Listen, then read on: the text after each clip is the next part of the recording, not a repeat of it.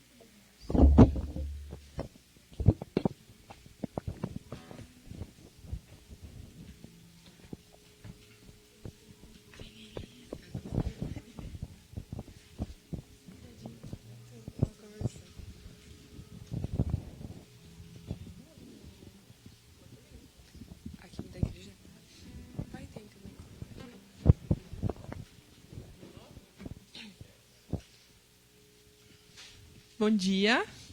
Bom dia. Graça e paz, amém? Amém. Que bom estarmos na casa do Senhor. Mais uma vez, né?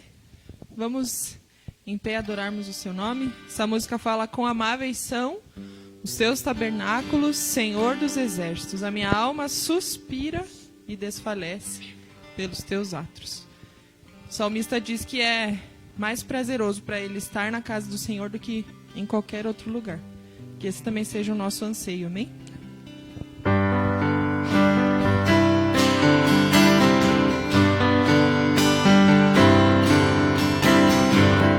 Quão amáveis são os teus tabernáculos, Senhor dos exércitos. A minha alma suspira e desfalece pelos teus átrios. O pardal encontrou casa, a andorinha ninho para si. Eu encontrei teus altares, Senhor, Rei meu e Deus meu. Eu encontrei teus altares, Senhor, Rei meu e Deus meu.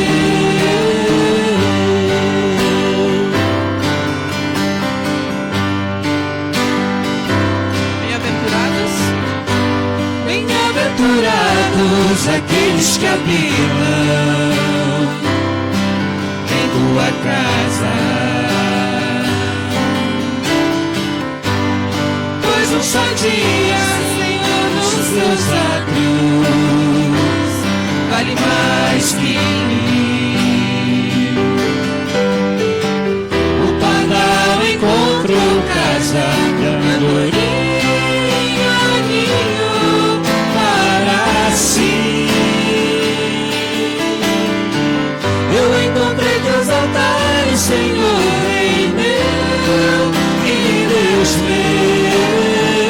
Eu encontrei teus altares, Senhor, Rei meu e Deus meu.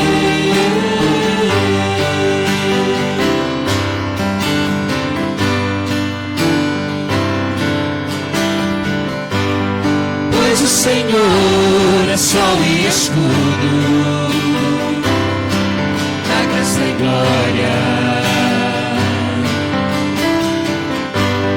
Não negará bem algum aos que vivem corretamente. O pardal encontrou casa, e a andorinha ninho para si.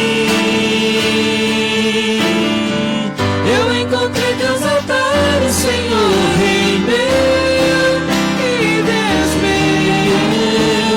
Eu encontrei teus altares, Senhor, Rei meu e Deus meu.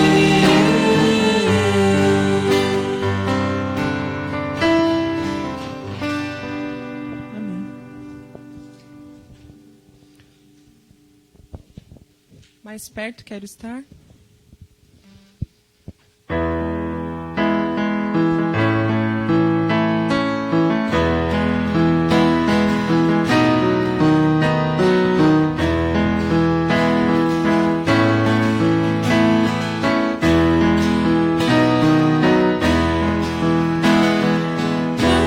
Mais perto quero estar, meu Deus, de ti.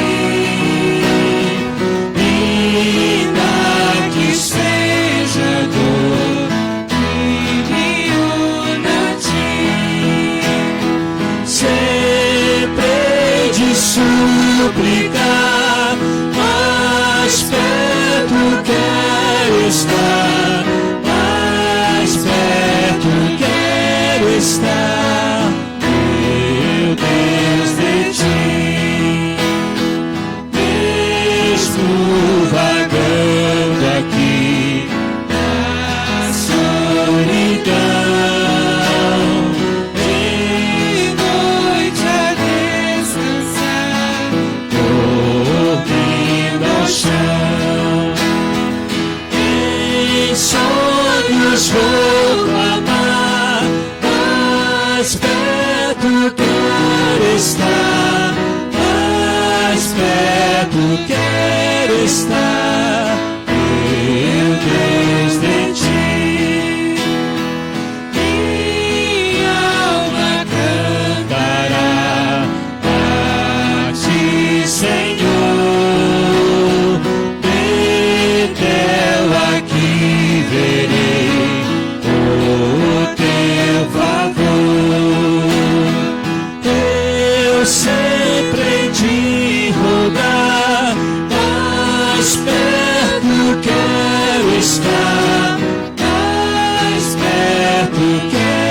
majestade, meu Deus de ti. Só a igreja.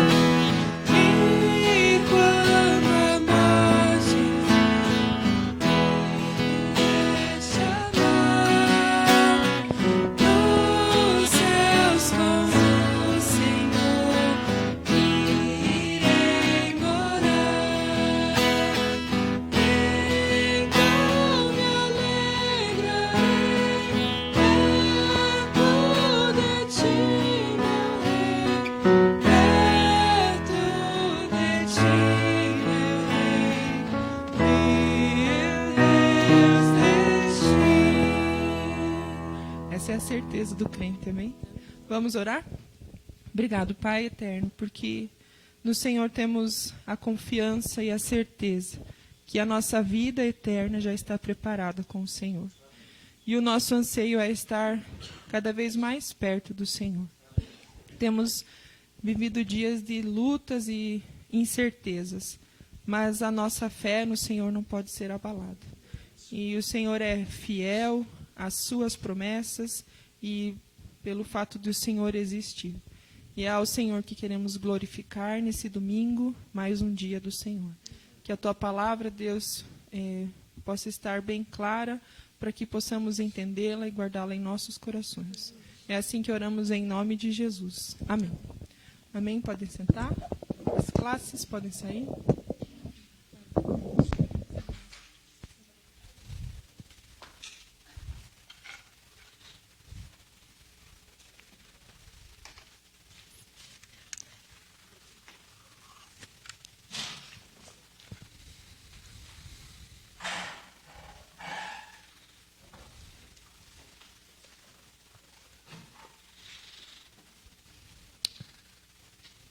Bom dia a todos.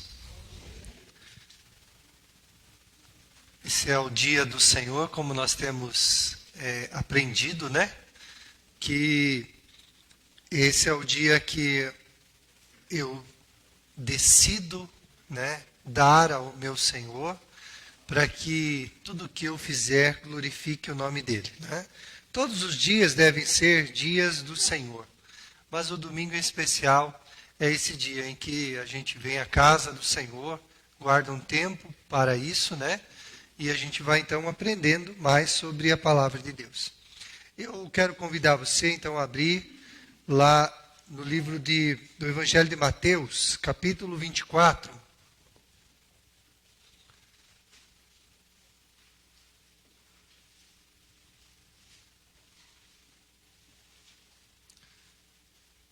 Evangelho de Mateus, capítulo 24, nós vamos ler do verso 3 ao verso 14.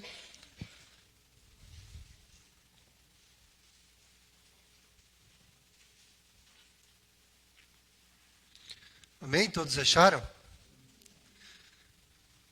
Diz assim: No Monte das Oliveiras, achava-se Jesus assentado quando se aproximaram dele os discípulos em particular. E lhe pediram: Dize-nos, quando sucederão estas coisas e que sinal haverá da tua vinda e da consumação do século? E ele lhes respondeu: Vede que ninguém vos engane, porque virão muitos em meu nome, dizendo: Eu sou o Cristo, e enganarão a muitos.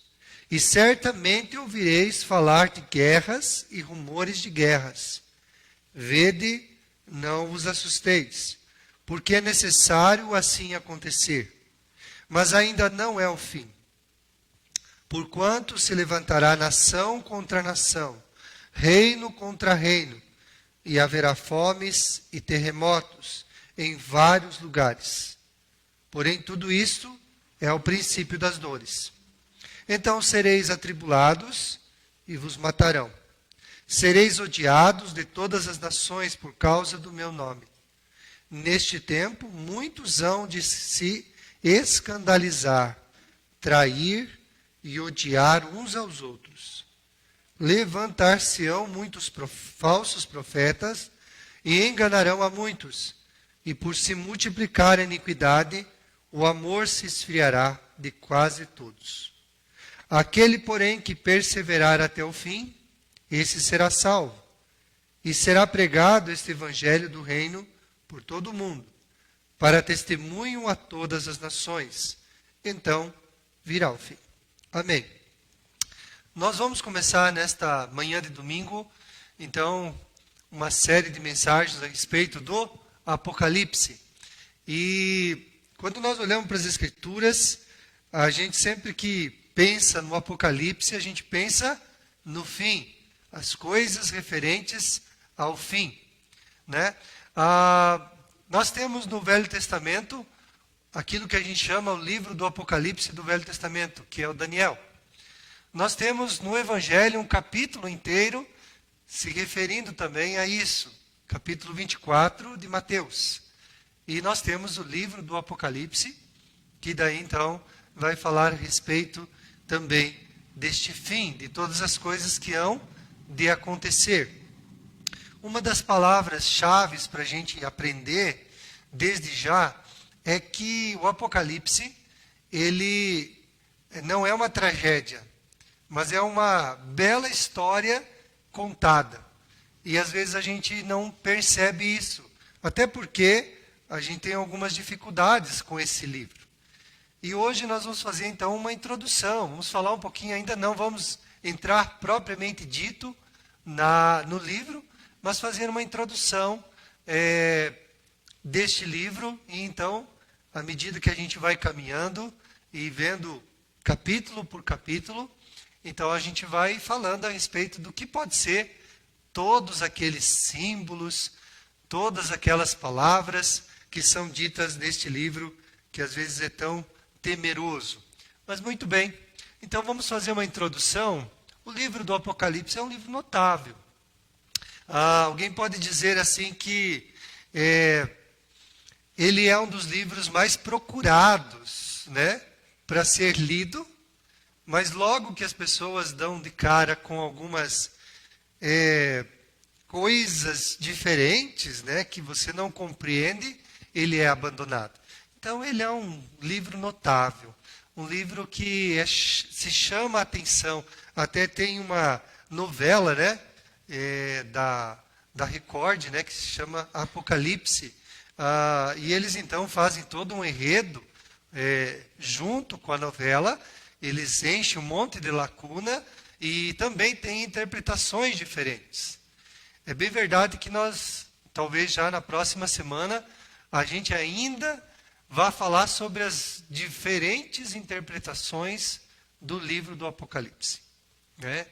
Se você é pré-milenista, se você é milenista, pós-milenista, então a gente vai falar também a respeito dessas interpretações, para que você possa entender um pouquinho. A novela da Record tem uma interpretação dentro dessas.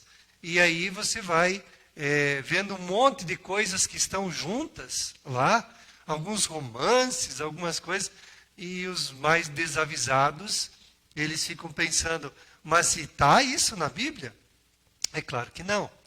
Toda vez que aparece alguma referência lá nessa novela, aparece embaixo o texto bíblico. O resto tem que encher linguiça, como dizem no popular. Tem que colocar um monte de enredo, né? Um monte de histórias no meio para que fique uma coisa mais longa e que seja também chamativa. Mas é um livro notável.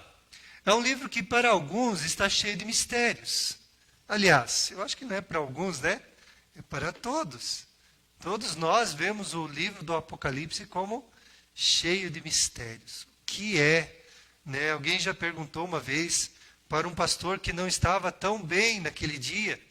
E ele, desde o começo da história, perguntando, pastor, mas quem é a besta? Ele dizia, mas é isso. Pastor, mas quem é a besta? Até que o pastor disse, a besta é você, meu irmão, que não para de falar desse negócio. Né? É claro que nós não estamos deste jeito, né? Mas quem é a besta? Quem é o anticristo? Né? Quem é o falso profeta? Quando se levantarão? Já estão aqui. E os cavaleiros? Quem são eles? Qual é a melhor interpretação para suas cores? O que elas querem dizer? Né? Então, tem muitos mistérios dentro do Apocalipse que hoje nós ainda temos que dizer, olha, pode ser isso, pode ser aquilo. Então você vai ver que várias vezes a gente vai trazer interpretações. Olha, pode ser isso, isso e isso. E no final a gente vai dizer aquilo que a gente acha que é o mais coerente. Porque tem várias coisas que vão acontecer e que a gente não sabe ainda. E se não aconteceram, então cabe a Deus ainda revelar. As coisas encobertas cabem a Deus. E aquelas que estão reveladas, então, cabe a cada um de nós. Mas é um livro que está cheio de mistérios. O primeiro que alguns leem, mas sem entendimento. Né? Alguns compram uma Bíblia ou estão passando por um momento difícil e eles fazem o quê? Vamos procurar a Bíblia. E pegam o Apocalipse. Né? Em vez de começar lá pelo começo, ou começar pelos evangelhos, principalmente, a gente sempre dá uma dica, né, para as pessoas. Quer começar a ler a Bíblia? Leia os evangelhos. Leia o livro de João, né? A gente sempre vai dando essa dica. A Bíblia, ela é um livro fácil e também difícil. Há passagens nas Escrituras que são extremamente difíceis de entender. Elas precisam de muito estudo. É o que na teologia a gente chama de exegese, ou retirar do texto a sua verdade.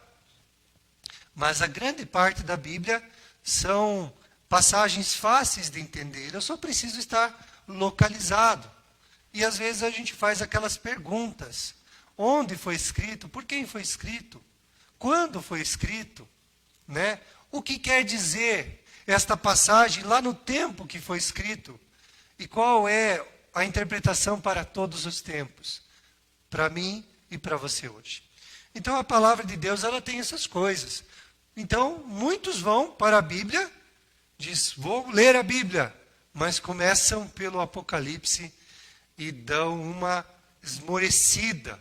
Pensam, puxa vida, o que quer dizer todas essas coisas? Uma espada que sai da boca? Um herói que sai montado em seu alazão, desembainhando sua espada? O que são todas essas coisas que estão descritas aí? Né? Quantas histórias contadas ali? Bom, nós vamos tentar, durante esses nossos estudos, falar um pouquinho mais a respeito disso. Para outros, o último. Eu acho que se tem uma grande parte daquilo que foi escrito tem a ver com os últimos dias, então deixa para o final. Eu vou para o começo. Eu vou lá para o início de todas as coisas. É por isso que a gente tem um livro chamado Gênesis. Começo, início. Como é que você vai entender todas as coisas se você partir lá do... Desculpa.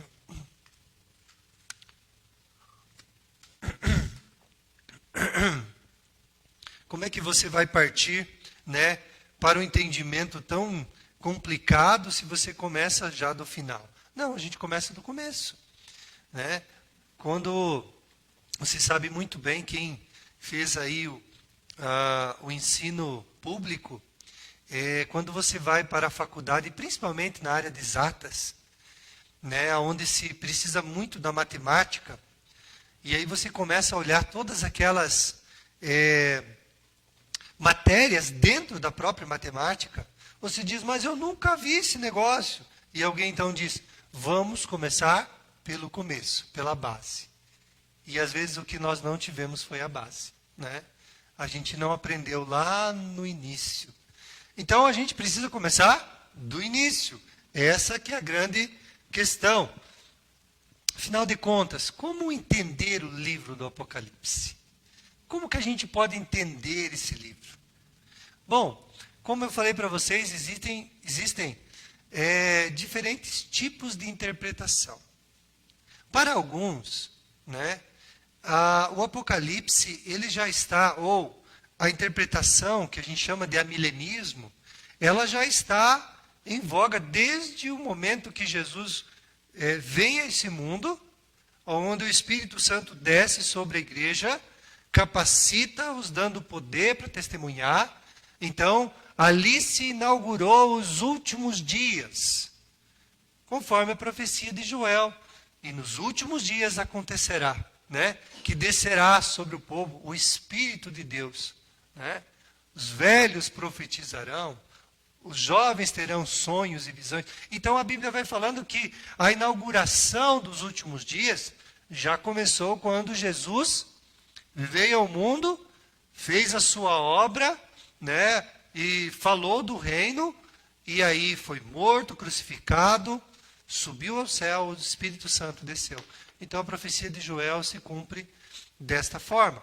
Então, para essa corrente de interpretação, os últimos dias já foram inaugurados há 2000 anos atrás, né? E nos últimos dias, só que a Bíblia ela faz uma distinção entre últimos dias e último dia. Bom, como se últimos dias já é um período grande de tempo, e nós já estamos vivendo, segundo essa interpretação, mais de 2000 anos ou 2000 anos, então, menos, né, um pouco, desculpa, menos de 2000 anos, mas quase aí. Então, o último dia será um período de tempo, não como um ano, não como um período curto, mas um período um pouco mais longo, mas então seria o último suspiro, podemos dizer assim, com o tempo. Mas isso ainda a gente vai conversar. O objetivo do estudo do Apocalipse é entendê-lo, né? Será que de fato o Apocalipse são 7 histórias contadas do início ao fim? Será que é isso que o Apocalipse ele desvenda? A mesma história sendo contada num período curto de tempo e aumentando conforme o ciclo vai passando. Então, mais ou menos assim. Eu sempre conto que aqueles que são mais falantes, principalmente, menos falantes, os homens, né? A esposa pergunta, ou alguém pergunta, como é que foi o teu dia? Como é que foi o teu dia de trabalho? E o que o maridão fala? Foi bom. E acabou o assunto, né? Foi bom. Nossa, esse foi bom, tem tanta coisa que aconteceu. Agora pergunte para uma outra pessoa que seja detalhista. E que pode ser um homem, mas geralmente são as mulheres, né? Como é que foi o seu dia? Olha, então, eu acordei, e aí eu fui lavar os meus olhos, né? Pentei meu cabelo, fui ao banheiro. E eu estava saindo de casa e eu vi o meu cachorro. Passei a mão no cachorro. E vai saindo, vai contando. Para que tem muita história aí, né? Então, você vai vendo que você pode contar uma história muito de forma sucinta e você pode ir colocando detalhes. Então, vamos pensar assim. Eu soube que o cachorro seu mordeu você. É isso? Foi isso, ele me mordeu. Essa é uma história, acabou a história. Mas a pessoa pode dizer assim, não, é verdade, o cachorro me mordeu. Eu estava saindo de casa e eu fui brincar com ele e ele achou que era alguma coisa que estava, sei lá, machucando ele, ele pegou e mordeu minha mão. Contei mais alguns detalhes. Mas eu posso aumentar os detalhes, né? Eu estava saindo de casa, o meu cachorro, que é branco com bolinhas pretas, que estava junto com a sua companheira, a cadelinha, e daí você vai colocando detalhes. Será que a Bíblia ela é uma história contada 7 vezes, começando com poucos detalhes e aumentando cada vez que esse período vai passando? Nós vamos ver isso também nesse nosso estudo do Apocalipse. Porque às vezes se parece que vê as mesmas coisas novamente. E aí talvez seja a maior dificuldade de interpretação do Apocalipse. Porque se é uma história contada 7 vezes, é a mesma história. E alguém pode dizer, nossa, mas é outra história agora? Não. Será que é a mesma coisa do início ao fim, aumentando os detalhes?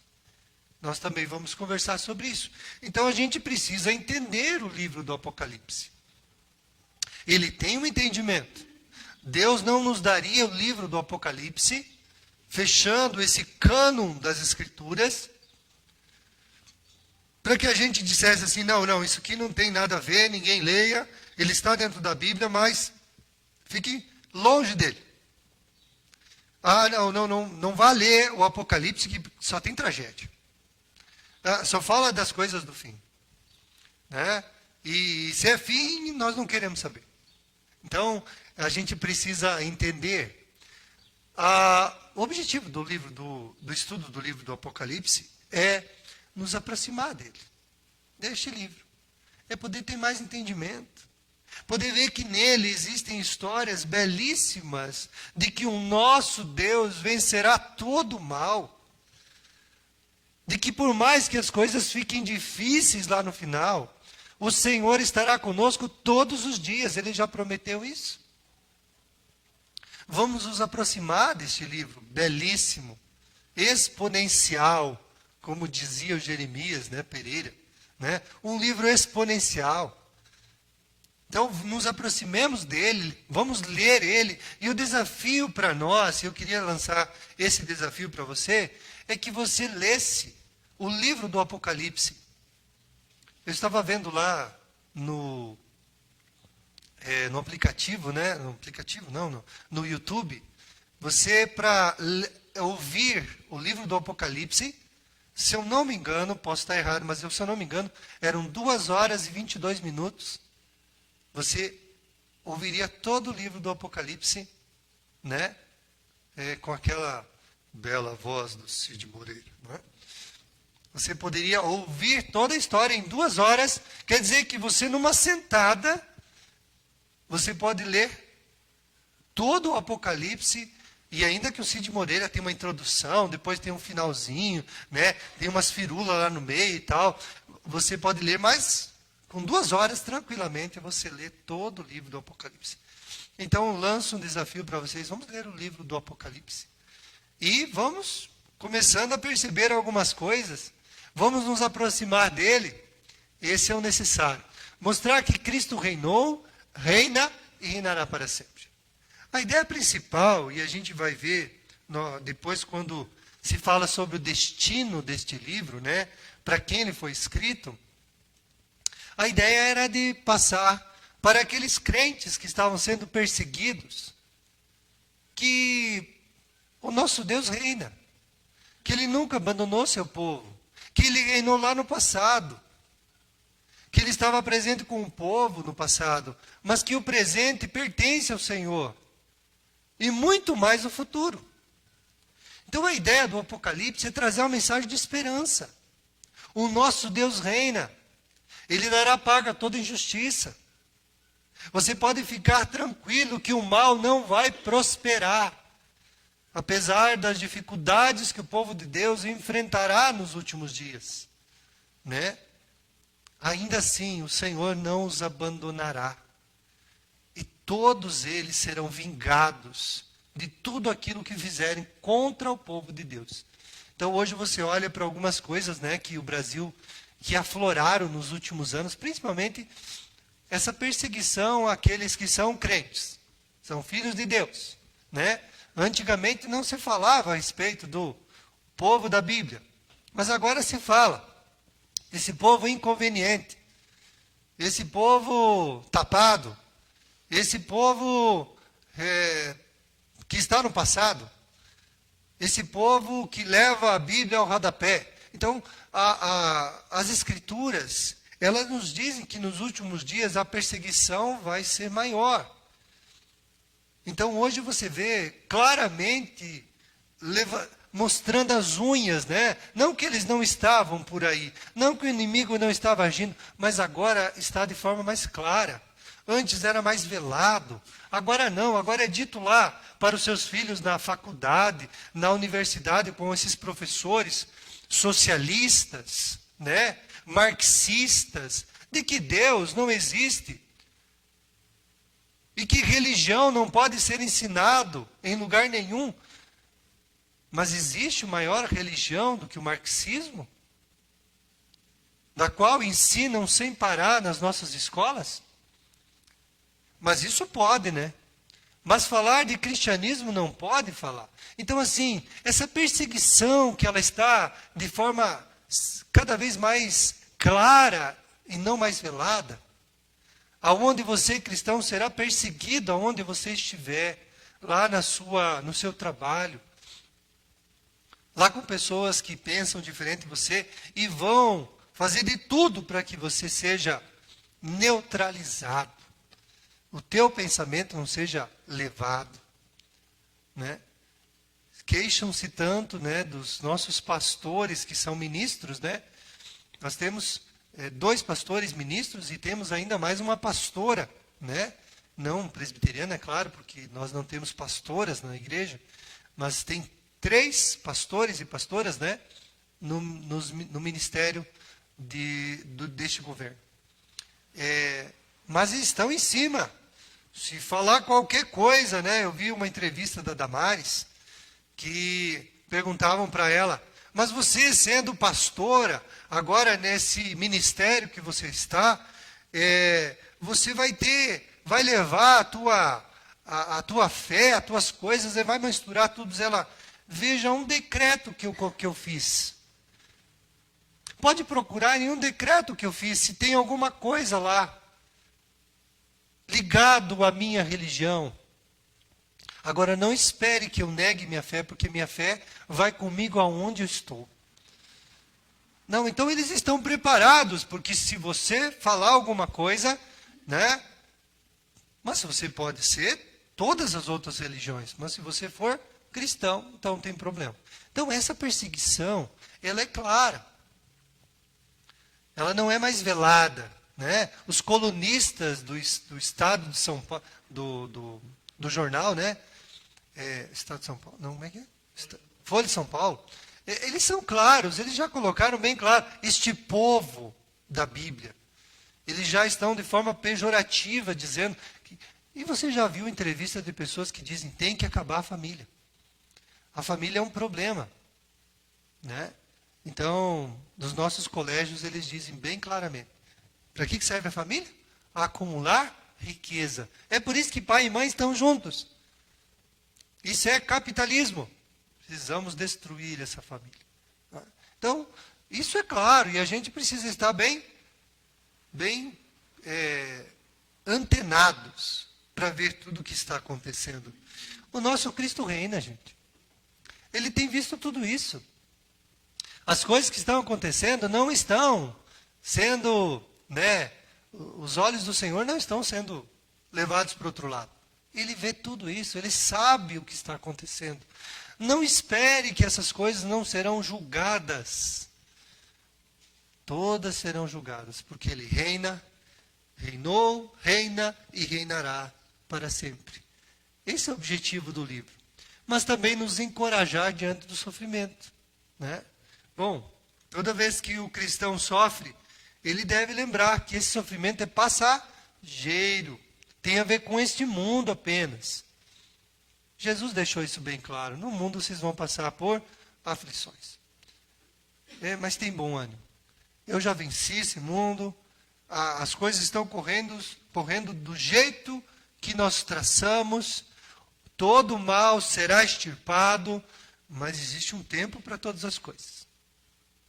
Ele já prometeu que lá, nesse novo céu, nova terra, não haverá mais choro, não haverá mais tristeza, não haverá mais luto, não haverá mais morte.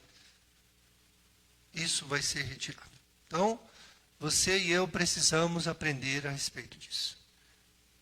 O sofrimento, ele vem, mas nós precisamos aprender a enfrentá-lo. E entender que mesmo que nesse mundo você tenha que sofrer, né? Eu estava falando a respeito do rico e do Lázaro, né, para falar um pouquinho sobre as 2 salas da eternidade, daquele estudo do tio Milton, né, as 4 salas. Né, e aí você leva as pessoas, um dos melhores textos para falar da sala da eternidade, com Deus e sem Deus, né, é a história do rico e do Lázaro. Vocês lembram o que Lázaro passou nessa vida? O Senhor é meu Salvador, diz o nome dele. As dificuldades que ele passou. Coberto de chagas, de feridas. mendigando, né, pedindo pão, olhando para a mesa farta de um rico. Mas o dia em que ele morreu, diz a Bíblia, que o Lázaro morreu e foi levado pelos anjos ao seio de Abraão. E ele foi consolado. O tempo que ele passou aqui foi tão breve, diante da eternidade, né? Seus olhos se abriram na nova realidade, no novo céu.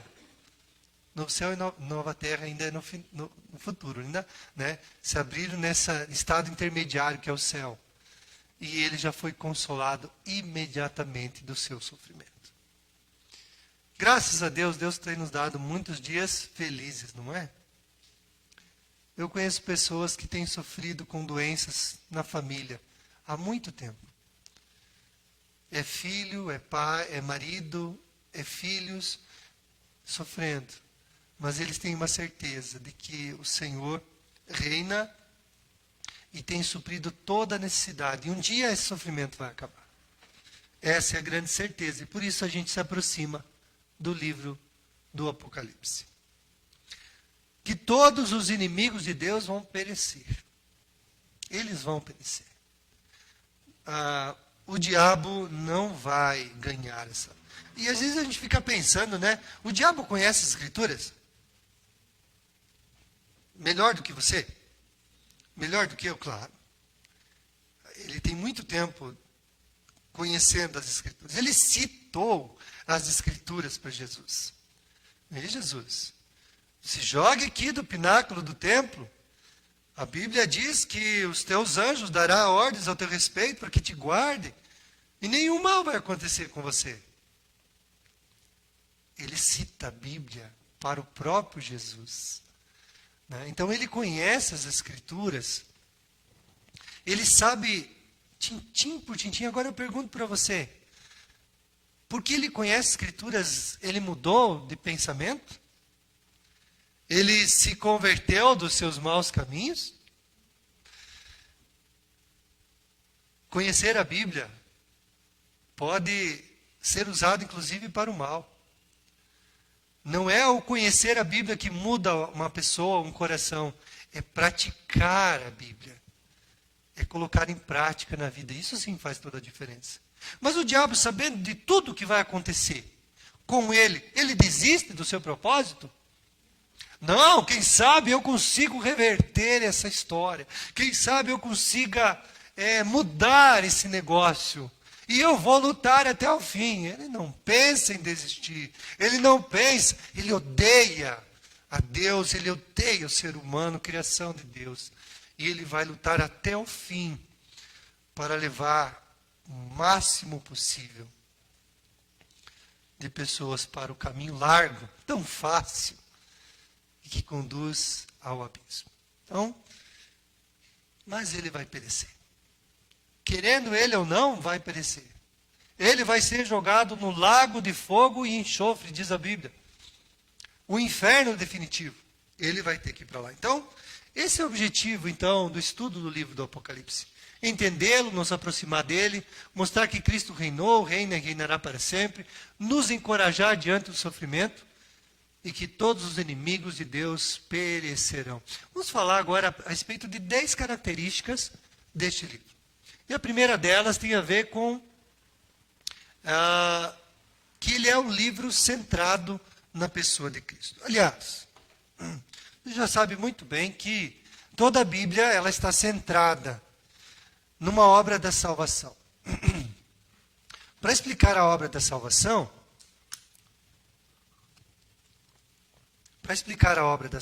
precisa entender como tudo aconteceu. Então a Bíblia descreve como Deus criou todas as coisas. Quem é esse Deus? Ele se revelou para nós através da palavra de Deus. Então tem uma história do começo ao fim, de Gênesis, Apocalipse, mostrando que é Jesus, esta linha, né? A linha amarela, né? A linha vermelha, né? Que fala a respeito desse sangue que será derramado. Toda a Bíblia ela é centrada na pessoa de Cristo. Mas eu quero convidar você a olhar agora na Bíblia, você que está aí, abra sua Bíblia lá em Apocalipse, capítulo 1, e a gente vai ver que o livro está centrado em quem? Nada mais, nada menos que Jesus. Verso 1. Revelação de Jesus Cristo, que Deus lhe deu para mostrar aos seus servos as coisas que em breve devem acontecer, que ele, enviado por intermédio do seu anjo, notificou ao seu servo João. Então, primeira coisa, revelação de Jesus Cristo. Então, o Apocalipse vai mostrar que o centro também desse livro é Jesus. E mesmo que algum livro das Escrituras não falem de Jesus, né? Não usem a expressão Jesus, mesmo assim eles estão centrados naquele que virá. Verso de número 4. João, às 7 igrejas que se encontram na Ásia, graça e paz a vós outros, da parte daquele que era, que há de vir, e da parte dos 7 espíritos que se acham diante do seu trono. E da parte de Jesus Cristo, a fiel testemunha, o primogênito dos mortos e o soberano dos reis da terra. Então, mais uma vez, mostrando que o livro está centrado na pessoa de Cristo. Ele é o principal. Ele é o rei dos reis. Ele é o príncipe dos príncipes. Ele é o governo de Deus estabelecido. Então, essa é a primeira característica desse livro. Verso de número 8. Eu sou o alfa e o ômega. Então, a gente sempre explica aqui, né? Primeira e última letra do alfabeto grego. Ele é o começo e o fim. É isso que quer dizer o alfa e o ômega. Diz o Senhor Deus, aquele que é, que era e que há de vir, o Todo-Poderoso. Então, esse é Jesus. Ele é o centro das Escrituras. Ele é o centro do livro do Apocalipse. Então, essa é a primeira característica bem clara. A segunda característica desse livro, que é um livro aberto. É para todos. Todos nós devemos conhecer esse livro. Veja o capítulo 22. Vá lá no finalzinho. Capítulo 22, o verso de número 10.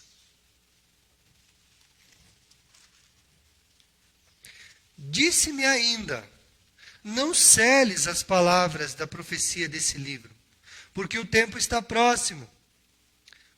E aí ele vai dizer, continue justo fazendo injustiça, e continue imundo, ainda sendo imundo. O justo continue na prática da justiça, e o santo continue a santificar-se. Não celes as palavras desse livro.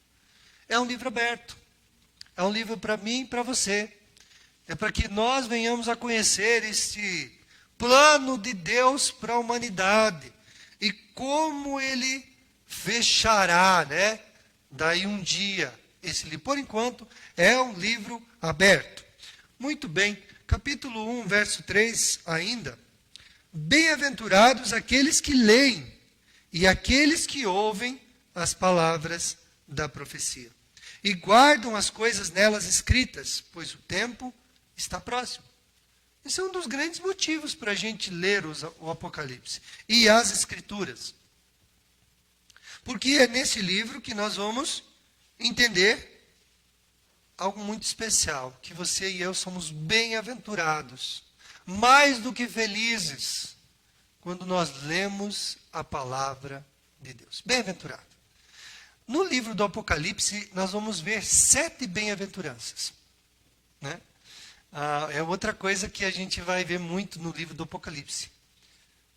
Não uma numerologia, mas o uso de números, como 7, né, como 12.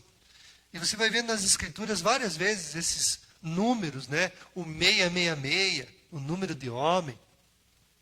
Né? a perfeição, número 7 e tudo mais. Então, você vai vendo essas coisas no livro do Apocalipse. Mas é um livro aberto. E são bem-aventurados os que leem e aqueles que ouvem as palavras da profecia. E não apenas leem, mas guardam as coisas nela escritas. A gente já falou muito bem aqui que a nossa vida com Deus, ela se resume basicamente em 3 coisas. Ouvir, né? Todos nós vamos ouvir, né?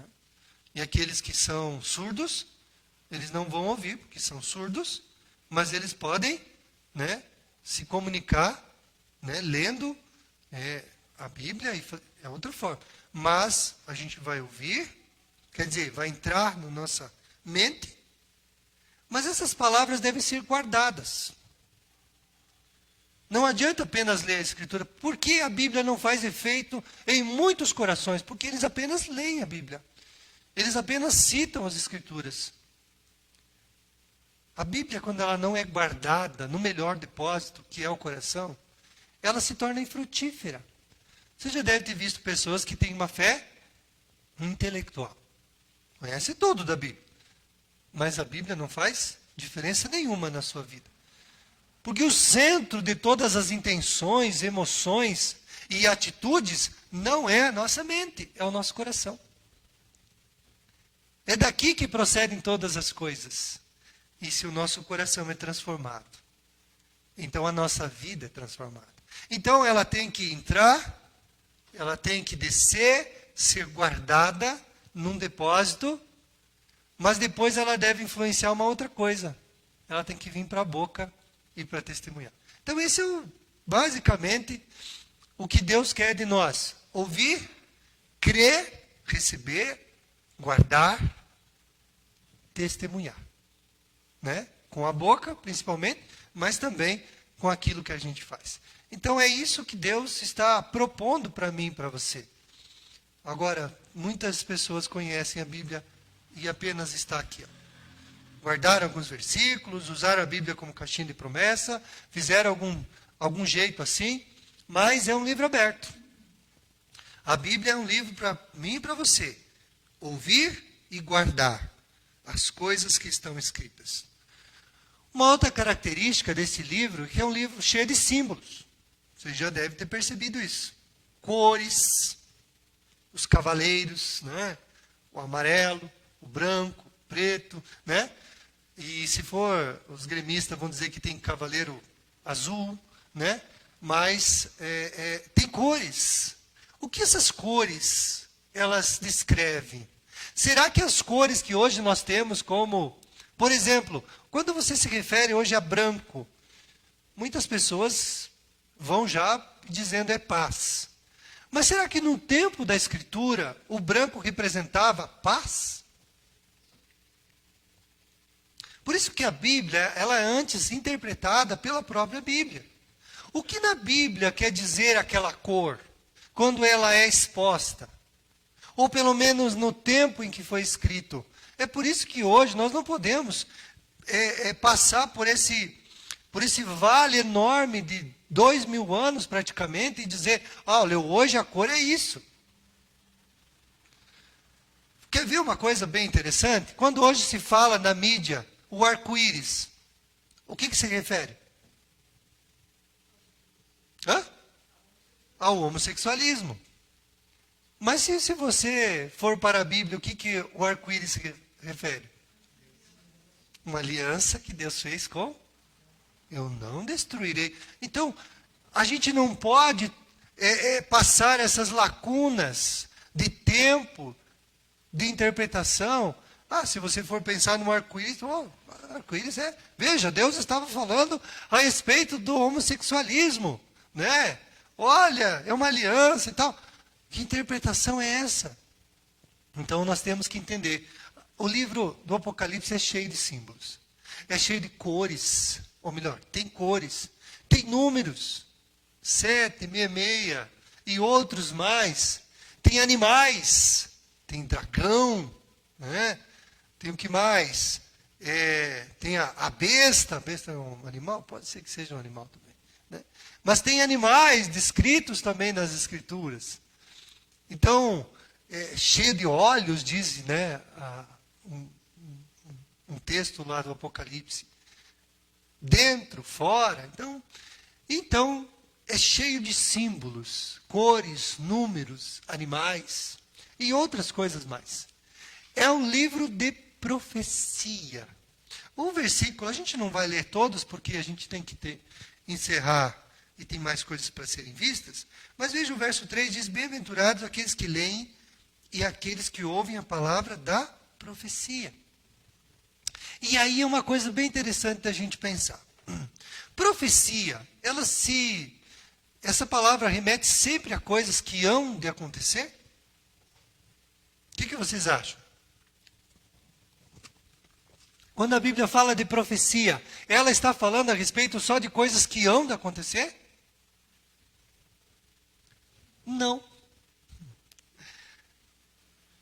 Quando a Bíblia fala de profecias, ela pode falar de coisas que aconteceram no passado e são interpretadas no presente, mas também de coisas que hão de acontecer e são descritas pelo apóstolo. Né? Quando há a profecia de Zacarias, né? Ele fala do passado, do presente e do futuro. Então, a própria palavra profecia tem a ver com a palavra sendo dada. Seja ela revelando o que aconteceu no passado, falando do presente, mas também descrevendo o que acontecerá lá no futuro. Então, são palavras de profecia, são dadas para João. Sobe para cá, João, e você vai ouvir algumas coisas. Escreve tudo o que você vê. Né? Isso já aconteceu há um bom tempo.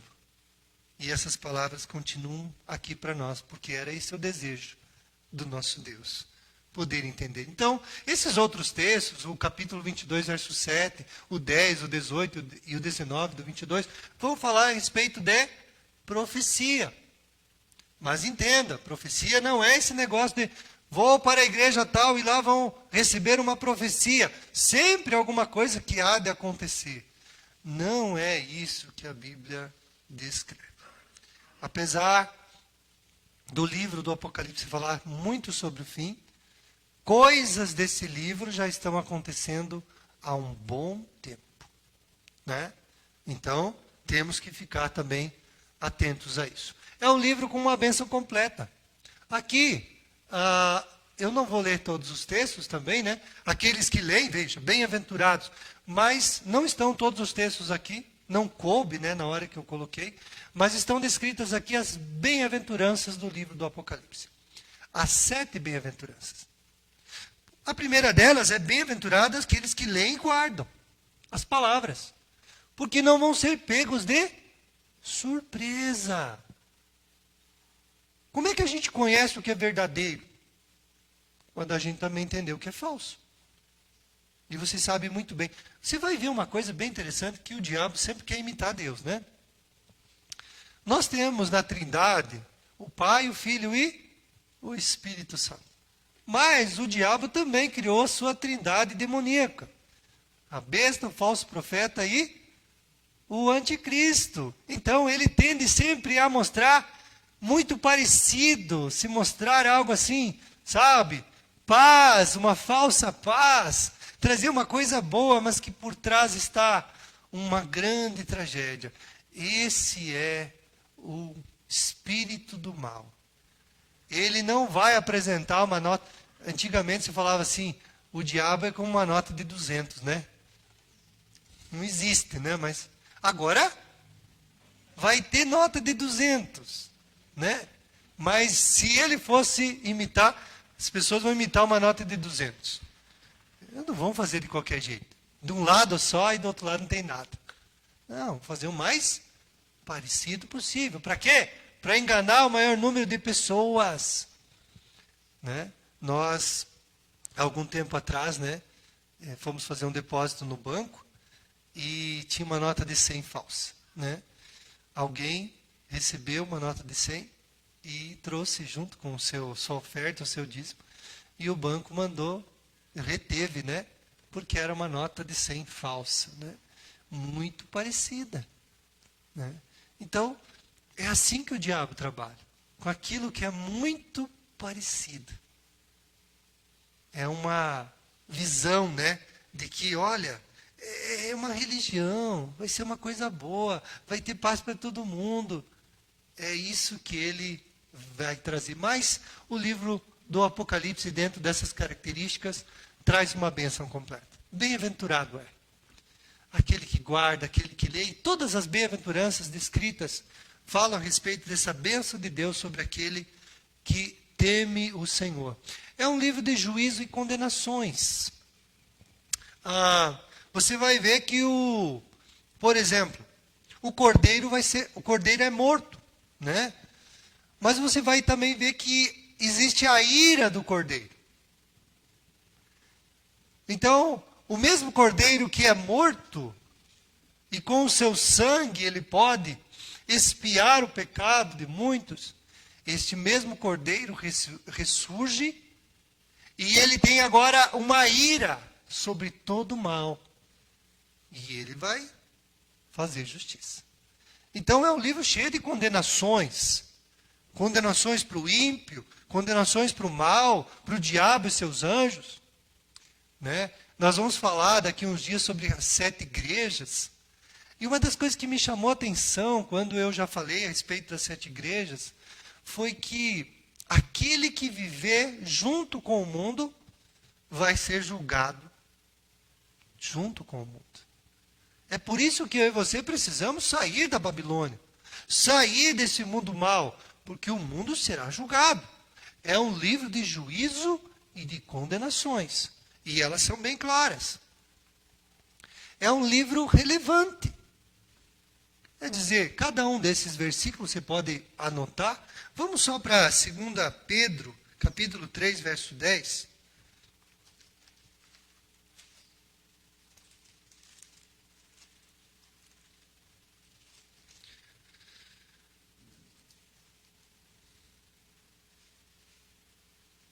Virá, entretanto, como ladrão o dia do Senhor, no qual os céus passarão com um estrepitoso estrondo, e os elementos se desfarão, abrasados também a terra e as obras que nela existem serão atingidas. Veja, como será esse dia? Estrepitoso estrondo. O céu se enrolando. Você já imaginou que coisa extraordinária que vai acontecer, mas também muito temerosa? É um livro relevante porque fala das coisas que hão de acontecer e que eu e você precisamos estar atentos. É um livro majestoso. Só a palavra trono no Apocalipse, ela é descrita 46 vezes. Só a palavra trono. Para falar de um reino, onde tem um trono, existe um governante. E é extremo governante. É o rei dos reis. É o senhor dos senhores. E se tem um trono, e se tem um governante, existe um reino. Então, é um livro majestoso. Fala de um reino que está em guerra contra um inimigo. Mas que não é uma guerra como muitos pensam. Olha, o diabo ganha um pouquinho, depois Deus ganha um pouquinho, ou aquelas lutas lá quem assistiu Rocky Balboa. O cara apanha, e no final ele já está assim, todo desfigurado. Vocês devem ter assistido esses filmes. Ou, se não, tem outros filmes. Mas o mal está sempre ganhando. E no finalzinho, quando, sabe, aquela história é salvo pelo gongo umas quantas vezes, mas no final ele dá um soco daqueles e joga o inimigo no chão. Não é esse tipo de história que o Apocalipse conta. O diabo não vence uma sequer batalha. Todas ele perderá. Não vai ter nem graça no final. Com o sopro da sua boca, ele vai acabar com tudo. Então não existe assim uma guerra assim, como que um pouco cada um ganha, estão assim, como é que é a palavra para isso? Quase no mesmo ponto assim de força. Não, oi? O dualismo, né? Quase a mesma força e um pouco ganha um pouco. Não existe isso nas Escrituras. O diabo não vence batalhas. Quem vence é o Senhor. Por isso é um livro majestoso. É um livro universal também. É um livro apoteótico, porque ele é o clímax da Bíblia. Gênesis fala início de tudo, mas o Apocalipse diz que as coisas serão julgadas, o novo céu e a nova terra serão instalados, e aí voltará tudo como era para ser, desde o início. Esse é o clímax das Escrituras. Para a gente estar encerrando já, quais são os destinatários do livro? Crentes que estavam sendo martirizados nos tempos de João. Então, tem um endereço. Não é apenas para mim e para você. Esses homens estavam perdendo seus bens, seus filhos, sua casa, suas vidas. E vem uma mensagem dizendo, vale a pena fazer isso. Por quê? Porque tudo vai ser julgado. Por quê? Porque o céu é para aqueles que temem o Senhor e que, inclusive, perdem suas vidas. Vale a pena sofrer por Cristo. Vale a pena. Então esse é o objetivo. Eles estavam sendo mortos. Mas tem uma boa palavra.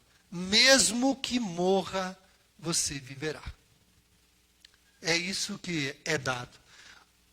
Nas Escrituras, fala a respeito de algumas perseguições. Mas algumas não são descritas. Por exemplo, nós temos grandes perseguições. Todos os imperadores romanos, fora os judeus, perseguiram a igreja que começava. Mas nós tivemos grandes perseguições. Nós tivemos com Nero, que colocou fogo, né? Eu não lembro quantos bairros. Deixa eu ver se eu lembro. Se eram 14 dos 21 bairros de Roma. Era? É mais ou menos isso. Ele toca fogo naqueles bairros onde estão os judeus, né? Coloca a culpa nos judeus, porque ele queria uma Roma mais bela, revitalizada, né? Algo mais bonito. Simplesmente toca fogo e daí culpa os cristãos, né? Os judeus, os cristãos. E ele faz lá, ergue um monte de tochas em Roma, que iluminou a cidade por dias com pessoas que queimavam nessas estacas. Foi uma grande perseguição. Foi com Nero que Paulo perde a sua vida. E outros muitos cristãos. Domiciano também foi uma grande perseguição em 95. Trajano em 112. Marco Aurélio em 117. Então, e ainda outras grandes perseguições aconteceram até Roma tornar a igreja cristã uma igreja lícita.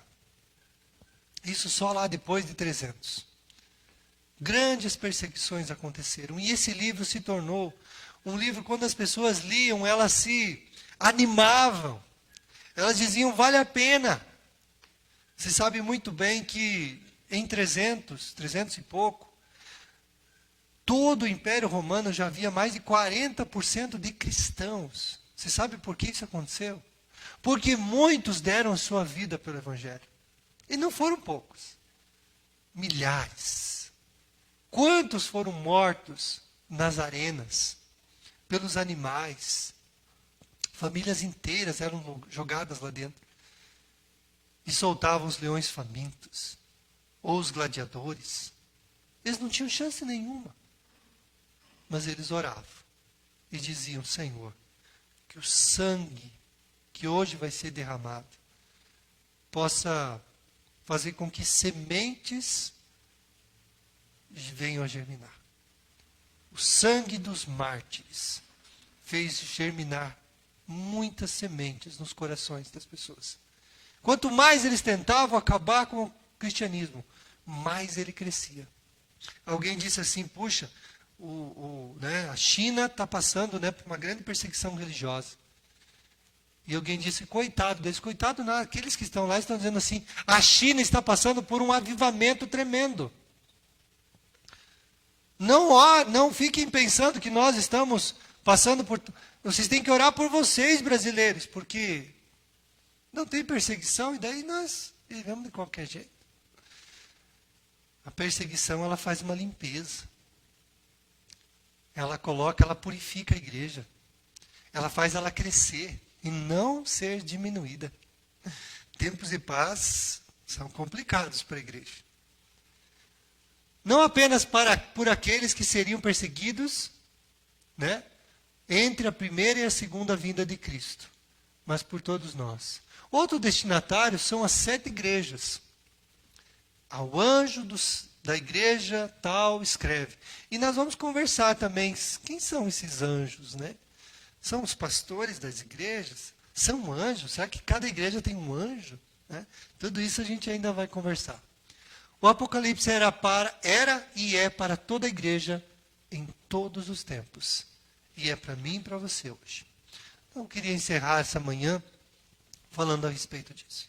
Então, o Apocalipse é um grande livro e eu queria desafiar você a se aproximar dele, a ler o livro do Apocalipse, a estimular teu coração de que o Senhor vai voltar e que Ele vai reinar, porque Ele reina e reinou no passado.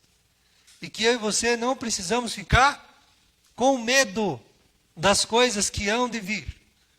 Não fique com medo. O Apocalipse é um livro para tirar o medo do seu coração, para você confiar mais em Deus, para você se devotar mais a Ele e buscar mais a sua face. Então hoje a gente vai ficar por aqui, nosso tempo já se esgotou, e a gente vai então fazer uma oração, e depois está encerrado o nosso culto.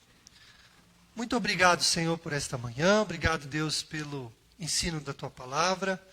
A gente viu algumas coisas referentes ao livro do Apocalipse e pedimos ao Senhor. Esclarece-nos, ó Deus, toda a leitura que tivermos da Tua Palavra. Que seja uma bênção para o nosso coração. Como nós falamos hoje pela manhã, bem-aventurado aquele que lê as profecias desse livro, mas não apenas lê, mas guarda no coração.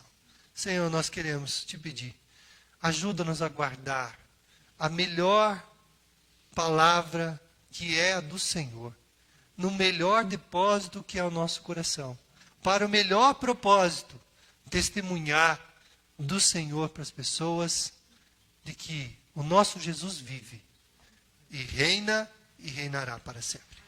Obrigado, Senhor, por essa manhã, abençoa as nossas vidas, em nome de Jesus que eu agradeço. Amém. Deus abençoe meus irmãos, bom domingo e até a noite.